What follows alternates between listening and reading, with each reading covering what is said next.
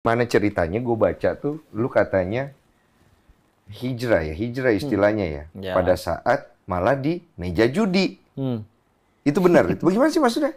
Iya ya. Heeh. Hijrah pada saat di meja judi. Eh, Salah satunya iya, ketika sebetulnya yang di meja judi itu adalah salah satu ketika udah mulai mikir sih, mau ngapain ya di sini, mau ngapain lagi ngumpulin ini segini banyak, tapi kok nyampe garing, nyampe mati rasa. Pernah makan sampai kenyang banget, terus masih dikasih ayam goreng lagi, seneng atau biasa aja? Ya biasa, Ya biasa sih. aja. Itu ketika yang kata orang dulu semua yang jadi sumber kebahagiaan itu semua udah pernah nyobain semua, tapi nggak happy juga. Ada apa dengan lu saat itu? Tidur paling lama 3-4 jam, kebangun karena mimpi buruk atau gelisah. Bahkan ketika bangun karena gelisah itu, yang pertama dilakuin ambil handphone, cek saldo, perasaan duit gua masih banyak, kok stres begini? Ya, Kenapa? nggak tahu aja, gelisah. Apa sih yang salah? Kenapa seperti ini? Udah gitu belum lagi lingkungan yang lama ya, beberapa bos di sana juga datang naik mobil mewahnya yang harganya jelas miliaran, turun yang pertama kali diobrolin, aduh gua stres kenapa hidupnya kayak gitu. Dia untuk si bos penghasilannya lebih besar, per bulan bersih 7-8 miliar, dugemnya rekornya bisa nyampe 1,2 juta sebulan. Ya, karena kita tahu ya roomnya aja mahal, di Sense $2.000 dulu. Ya, belum lagi obatnya, belum lagi dia selalu ngajak orang, belum lagi perempuannya. Makanya, tapi dengan semua hiruk pikuk dunia seperti itu, yang paling pertama kali sering terucap tiap kali ngobrol, gue stres, ada yang salah. Orang itu dengan gaji sebulan, dengan penghasilan dari judi 8 miliar per bulan bersih, di luar foya-foya istrinya, di luar yang lain-lain, buat tidur perlu obat. Kalau nggak minum, nggak bisa tidur sama sekali. Lu tanya dia kenapa dia? Maksudnya apa kestresannya? Nggak apa tahu dia? kenapa dia sendiri juga apa yang salah, jenuh gitu. Padahal dugemnya itu nggak bisa dibilang istiqomah juga ya. Maksudnya rutin gitu. konsisten. Konsisten ya. Nggak ada dugamnya istiqomah tuh nggak ada ya. Iya. Konsisten ya Pak. Iya. Iya. Maaf ya. Iya, Ini iya, jadi iya. maksudnya saking rutinnya paling lama 3 hari libur tapi tetap jenuh. Udah nyampe di titik kayak udah garing. Dan waktu itu Ogut sendiri juga dapat transferan, suka dapat notifikasi di handphone, transferan masuk 80 juta. Biasa aja garing udah nyampe Awal kayak doang ya. awal-awal segut nih duit biasa. Ya lama-lama ibarat kita makan all you can eat lah. Awalnya senang banget, lama-lama blenek ngelihat dagingnya lagi aja nggak mau.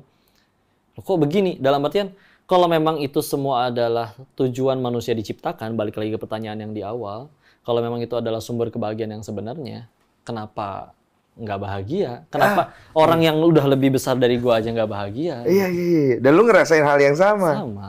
Lu cerita nggak ke si bos? Gue juga sama nih bos. Cerita sih, ngobrol. Cuman ya tidak semua orang istilahnya punya nyali untuk keluar dari sana. Apalagi satu juga mana belum nggak di sana kan pada jauh dari agama ya.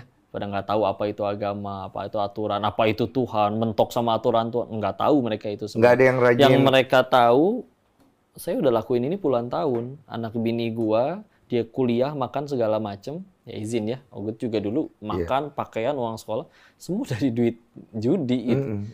Jadi kalau nggak mungkin gua istilahnya balik lagi ke sana, bro, yuk tutup rame-rame kita ngaji di Bogor, nggak bisa tuh. Ya lu nggak tahu itu. Nggak bisa juga kayak gitu. Jadi ya.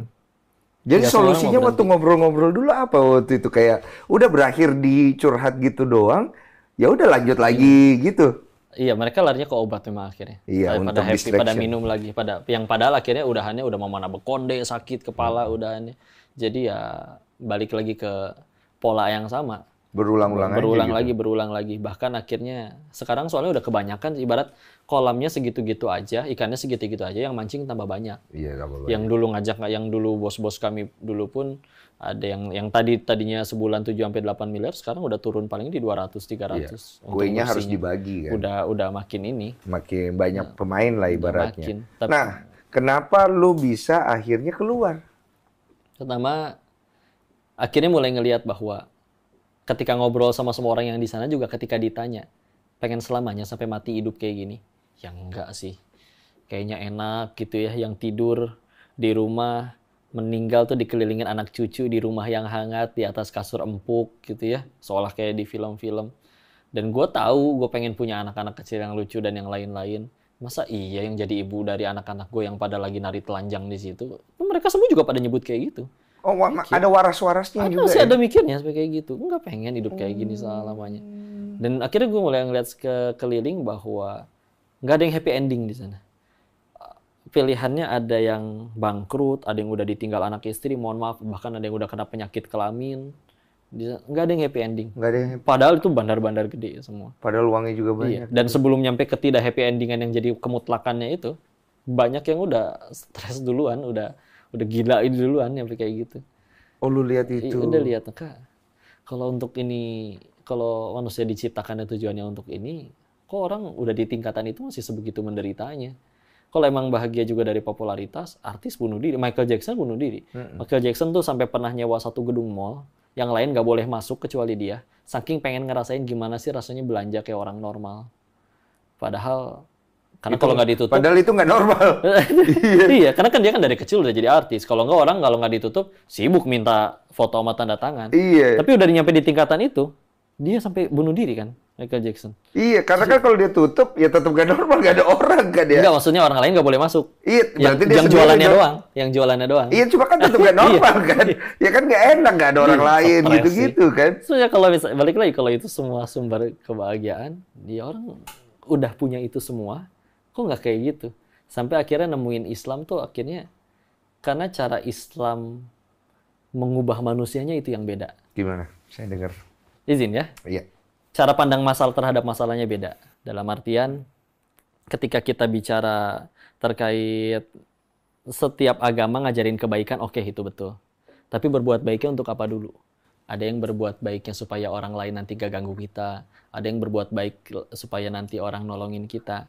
Kalau di Islam, makin lu nurut sama yang katanya pencipta dunia, lu bakal makin dikeprek masalah. Bakal tambah banyak masalahnya. Bahkan Al-Quran sendiri ngomong kayak gitu. Ya. Contoh ya, Quran surat 29 Al-Ankabut ayat kedua. Ahasiban nasu ayusroku ayakulu amanna wa hum la yuftanun. Kalau bahasa kitanya, jangan lu ngaku udah beriman, terus gak akan diuji gitu. Malah digituin.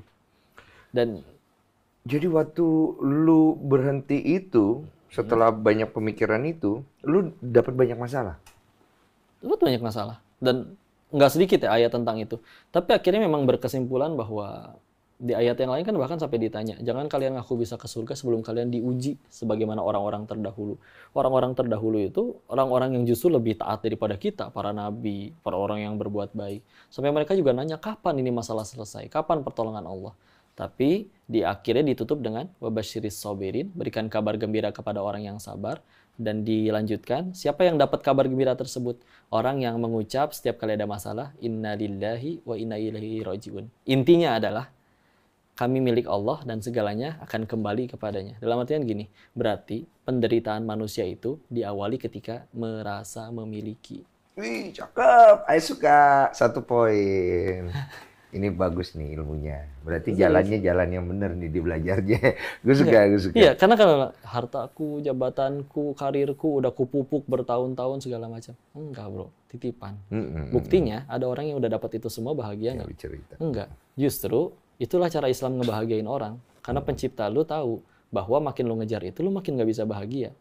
Makanya ketika akhirnya kita nurut sama pencipta dunia itu, lu makin digeprek sama masalah dalam artian lu berusaha dicabut dari semua kemelekatan itu.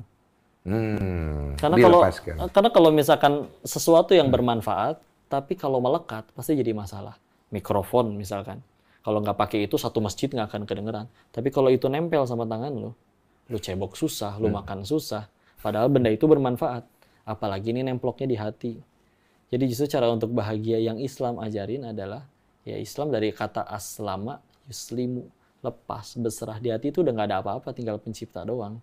Jadi akhirnya makin lepas dari itu semua, ya akhirnya lihat para orang-orang soleh terdahulu yang kayak hidupnya, kok solehnya sesoleh itu, dosa terampuni, atau bahkan tidak ada, tapi masalahnya lebih berat daripada kita, udah gitu tetap baik sama orang-orang. Kok bisa manusia tuh sampai di tingkatan kayak gitu? Dan mereka bahagia. Sedangkan bos-bos kami dulu nggak ada yang bahagia. Nah ini uniknya ya. Lu bisa tahu itu semua, itu dari mana? Kan ceritanya terakhir itu, lu dengan pemikiran lu dan pengalaman lu, akhirnya lu pergi ke pesantren kah? Atau kemana gitu? Waktu itu masih di Thailand, mulai nyari tahu kan. Salah satunya ya tadi lihat video main judi, Ogut udah kalah duluan. Ya udah teman-teman masih pada pengen main. Bosen ngapain nonton video kajian, nonton Agim. Oh, gara-gara itu. Ya, itu salah satu episode aja sih. Oh, jadi ini lagi pada main dengan segala macam permasalahan tadi yang di lu sekeliling cerita. ada yang masih depan layar, ada yang masih main. Nontonlah kajian lah sambil nungguin. Gitu. Ya betapa luar biasanya. Baru sadar sih betapa luar biasanya handphone itu. Semua apapun bisa kita cari, nasihat kebaikan apapun itu, tinggal kita mau nyarinya apa kan? Iya. Ya itu salah satu yang dapat. Oh, lu nonton itu kajian apa waktu itu yang lu tonton? Agim. Iya, apa dia lagi cerita tentang apa saat itu? Waktu itu akhirnya kan pokoknya udah mulai sadar ya bahwa itu adalah pokoknya harus berhenti lah, nggak pengen selamanya lah. Pilihannya antara lu berhenti sendiri atau Allah paksa berhenti, ya. Ada yang karena bangkrut karena apapun. Pilih sekarang atau nunggu dipaksa gitu kan pilihannya. Udah mulai mikir kayak gitu tuh. Tapi tetap nggak punya nyali untuk berhenti. Mau kerja apa gue di Indo? Mau kerja apa yang ditulis di CV? Mantan bandar judi, ditangkap polisi gue yang ada, misalkan gitu kan. Jadi nggak berani sampai akhirnya beliau ngasih nasihat.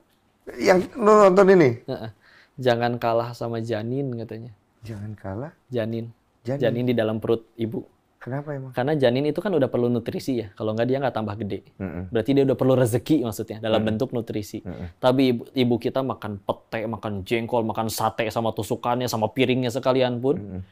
Oleh Allah tetap diaturin melalui metabolisme tubuh. Itu jadi nutrisi yang masuk ke plasenta, ari-ari, akhirnya jadi rezeki buat si janin untuk tumbuh besar. Berarti kan dia udah tetap perlu rezeki kan? Pertanyaannya, itu janin yang nyari rezeki atau rezeki yang datengin janin? Wih, cakep ya. Burung di langit pun dipelihara oleh Tuhan ya. Asik. Benar bagus. Iya, lu janin belum bisa ngomong, belum bisa sholat, belum bisa minta, belum bisa kerja, belum bisa ngapa-ngapain aja diurus. Hai kamu manusia sekarang udah bisa kerja, bisa sholat, bisa minta, bisa sujud sama Tuhan lu segala macam. Tapi masih segitu ragunya sama Allah. Kalau di mana sih? Jadi lu mikir tuh. Fix beli tiket waktu itu langsung. Beli tiket gue balik. Hanya itu doang. Udah kayak digampar gue dengar itu, bro. Berkaca-kaca nggak pas itu? Tiba-tiba terharu sendiri apa gimana gitu? Thanksin juga sih kalau diliatin orang. Itu ada orang-orang sekeliling yang pas lagi denger itu. Iya kan, lagi pada main judi. Lo lagi judi, lo baca kajian. Lo nggak mau sekalian pakai mikrofon gitu kan? Assalamualaikum warahmatullahi wabarakatuh. Yang lagi main judi. Terus akhirnya lo beli tiket gitu? Beli tiket. Balik kau? Balik akhirnya, mutusin. Udah. Lo tinggalin semuanya? Ninggalin, ngundurin diri. Terus pas lu keluar gitu nggak ditahan atau dipengaruhin atau apa? Bukan, ya cuman kayak ya janganlah apa. Alhamdulillah, ya nggak alhamdulillah juga sih. Maksudnya hubungannya baik sama mereka. Bukan yang keluar yang harus potong jari, itu bukan di dunia yang kayak gitu, nggak nyampe segitu. Alhamdulillah juga. Hubungannya, ya gue juga bingung juga sih. Iya mau di alhamdulillahin apa kagak ya? Karena kan komunitasnya kagak bagus ya. Iya. Tapi lu nggak dapat ancaman atau apa segala macam dari mereka pada saat? Cuman diperingatin. Apa peringatannya? Hidupnya nanti udah masing-masing. Lu jangan ganggu kita. Maksudnya dalam artian, karena ya ada sih beberapa yang istilahnya dia pernah sakit hati. Walaupun ya karena nyolong, ada yang digebugin, ada yang ya orang kalau udah, kebanyakan yang udah kecanduan sabu sih baru pada nyolong. Nah ketika akhirnya keluar, itu ada yang dendam ya diancam memang. Lu jangan macem-macem, jangan ganggu urusan kita. Karena biasa jadi ya sedikit banyaknya dia orang dalam ya tahu rekeningnya, tahu apanya, tahu segala macam. Nah, Ogut lebih tahu semua hal tentang itu lagi, megang data banyak. Tapi emang dibilangnya kalau Ogut baik-baik sih. Udah masing-masing aja, jangan saling ganggu gitu aja. Bukan ancaman sih. Itu aja. Takutnya mereka apa? Kalau biasanya takutnya dia kamu jual datanya apa bagaimana atau? Jual data atau maksudnya atau celakain mereka? Enggak, kalau kita pengen jahat gitu ya. Gue tuh sampai punya semua data login gitu, semua perbankannya. Jadi kalau misalkan pengen diganggu, sengajain aja salah login 3 kali semua. Mati semua itu rekening gitu kalau dalam artian. Kalau rekeningnya mati semua apa yang terjadi? Ya gimana bisa deposit sama ini? Sedangkan mereka ngurusnya susah. Itu duit kalau di tracing transaksinya mencurigakan semua. Kan sedangkan rekening semua bodong. Bahkan ada orang yang nyari duitnya dengan cara pergi ke daerah-daerah kayak Subang, ke petani, saya bikinin rekening ya, saya kasih 500.000, dijual setelah udah jadi tokennya, udah jadi ke ATM-nya, udah jadi ininya semua, dijual ke website-website judi, seharga 2,5 juta dan segala lain-lain. Mereka nggak ada yang punya rekening atas nama mereka sendiri. Jadi judi online itu modalnya rekening bodong. Masa pakai nama sendiri, Bro? Iya Nggak bener mungkin. lagi. Nggak ada. Iya, tambah pinter nih. Abis ini bikin ah. Rekening, maksudnya bikin rekening. Bikin rekening gue jual ke sono, ya kan. Kali-kali, oke. Akhirnya balik lah kau ya. Balik lah. Balik. Nah, berarti ketika kamu balik, kamu masih punya pegangan duit dong ya? Bawa duit ratusan juta masih. Oh masih ya. Nah. Nah kemudian apa yang kau lakukan setelah pas baliknya itu? Itu udah hijrah tuh ibaratnya. Hijrah, mulai ngaji, mulai Kemana ikut kamu? pengajian. Di Bogor, banyak. Alhamdulillah Allah kenalkan dengan banyak guru-guru yang baik, yang benar-benar ikhlas ngajarin, sampai diajakin, ayo nginep di rumah Bapak, mau tanya apapun, diajakin sholat malam. Banyak guru baik, Masya Allah. Dan, tapi yang uniknya memang adalah, duit ratusan juta itu, Allah tahu Ogut lemah, nggak sanggup ngebuang semua uang haram itu, Allah kirim para penolong akhirnya.